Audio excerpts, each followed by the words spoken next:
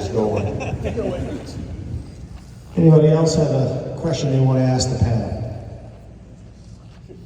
He's back. You gotta sit closer.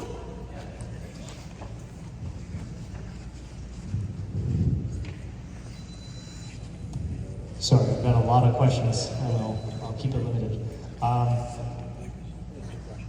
Maybe this one I'd like to ask again for all of you. What was the most challenging aspect during your time with Team Viper? Whether that was from the very beginning to the very end of your careers, anywhere in between, what was maybe the most challenging aspect of each of your jobs?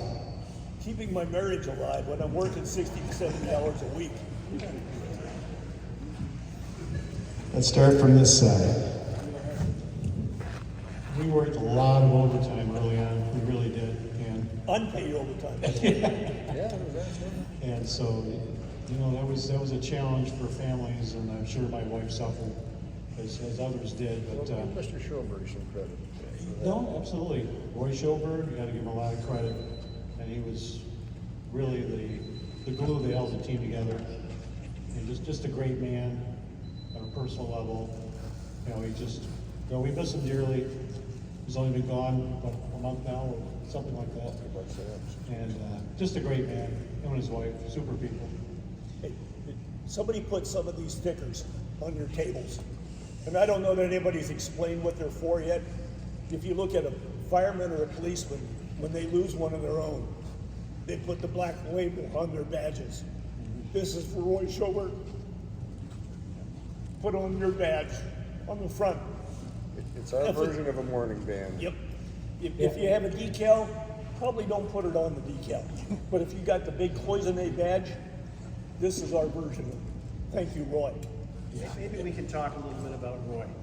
Yeah, I mean, Roy, what can you say about the man? If it wasn't for him, there would be no Viper. He was able to pull everybody together. And he was able to get the maximum effort from everybody that worked there. But, you know, when you have a bunch of car guys, it's not too hard to extract the maximum effort. You know, we're all car guys sitting here,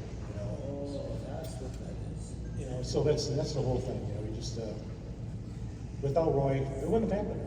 It would not. You know, I give him a lot of credit. I mean, we'd be here working to midnight on a car, and sometimes Roy would show up with a pizza.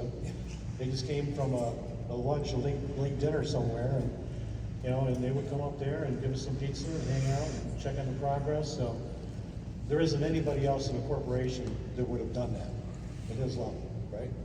You ever have a manager that would, you know, that would show up late in the night? No.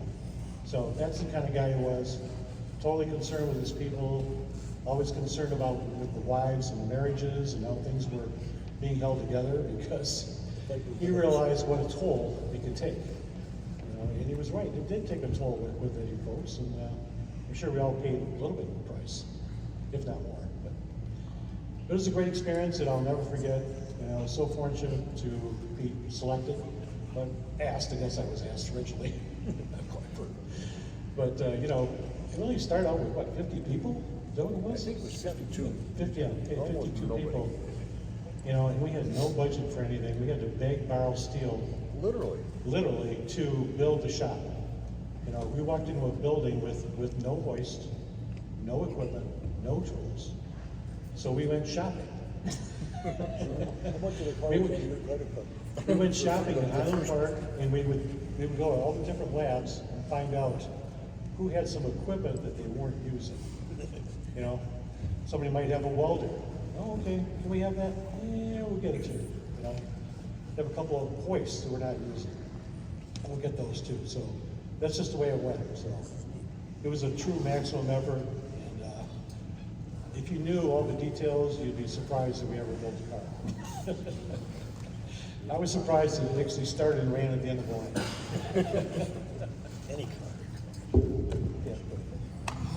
I totally agree with everything that Bill just said.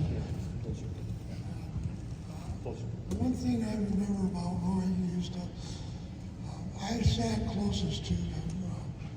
We all sat in a big room. Roy's desk was in the middle, and he had a bell that he would ring if he wanted to get the group together. And I remember I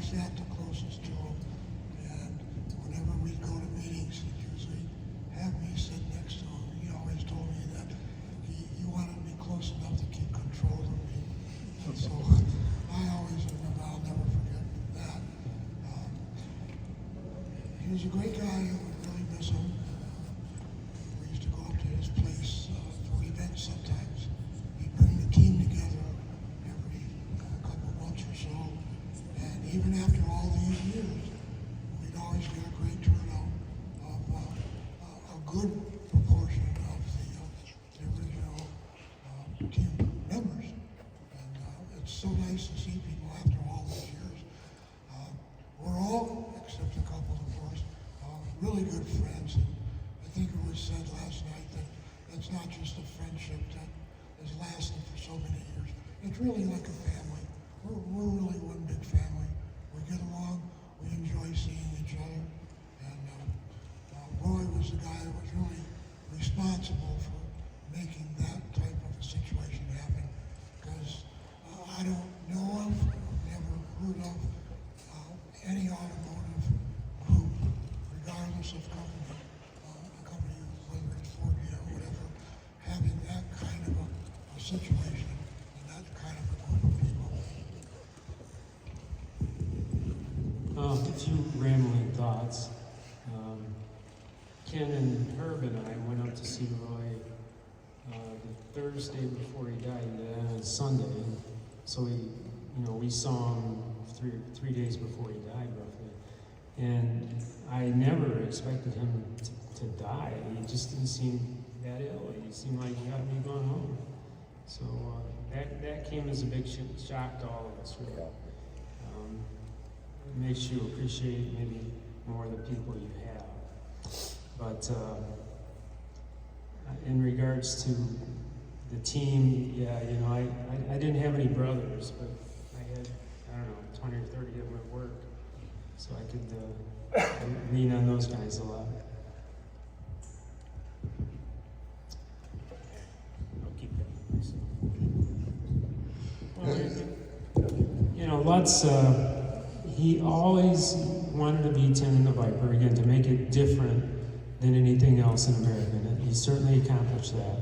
And one of the things that they wanted to do as well was to bring the morale up at Chrysler. They'd been through some tough times, lost a lot of people, and so you could talk to anybody in the press and say, how's the morale at Chrysler? And everybody's opinion was they were not real high in happiness there, I guess. But his vision was to bring people up. They could be proud of something other than just a cake. And he certainly accomplished that. And wherever I go, and people learn that I worked on the Viper program. Oh, I know a couple of guys that worked on the Viper program. Maybe you know them. They'd give me a name, and I'm like, I don't know who that was.